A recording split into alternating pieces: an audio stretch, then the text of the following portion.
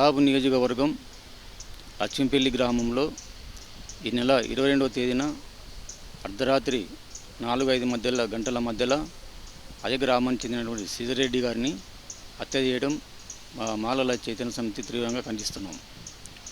ఆ హత్య పైన పోలీసు వ్యవస్థ సమగ్ర విచారణ చేసి దోషులను గుర్తించి అరెస్టు చేసి వాస్తవాలను వెలికితీసిన వెంటనే తప్ప ఆ యొక్క ఆరోపణలు చేయాలి.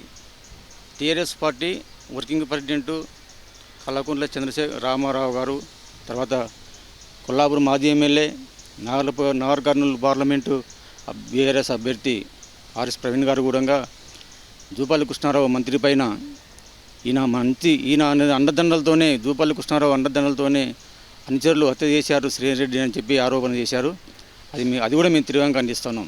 ఎందుకంటే పోలీసు వ్యవస్థ ఒక సంఘటన జరిగినప్పుడు పూర్తి విచారణ చేసి వాళ్ళు ఖచ్చితంగా నిర్ధారించిన తర్వాతనే తెలుస్తుంది ఎవరు హత్య చేయించారు, ఎవరు చేశారు, ఎందుకు చేశారు అనేది. కానీ ఎలాంటి విచారణ చేయకుండానే పోలీసులు తెలియజేయకుండానే అసత్య ఆరోపణలు చేయడం అనేది సరైన పద్ధతి కాదు.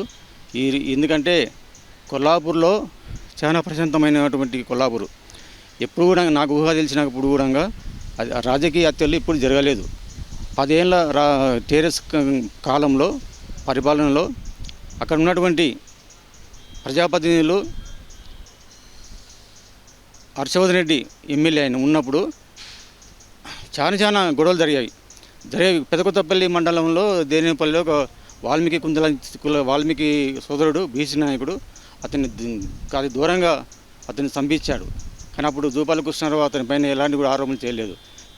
అది పోలీసులు నిర్ధారణ చేసి దాన్ని కేసు నమోదు చేశారు. అదేవిధంగా గంట్రాపల్లి గ్రామంలో ఒక మాజీ జవాన్ను మల్లేష్ యాదవ్ను చంపించారు. అది కూడా వ్యక్తిగత భూమి తాళాల వల్ల చంపించారు. అది కూడా జూపల్లి కృష్ణారావు అనుచరులు చంపించారు, ఆయనకి సంబంధం ఉందని చెప్పి ఆరోపణ చేస్తున్నారు. ఏదైనా కానీ సంఘటనలు జరిగిందని ఎవరుగా సమర్థించకుండా ఖండించాలి.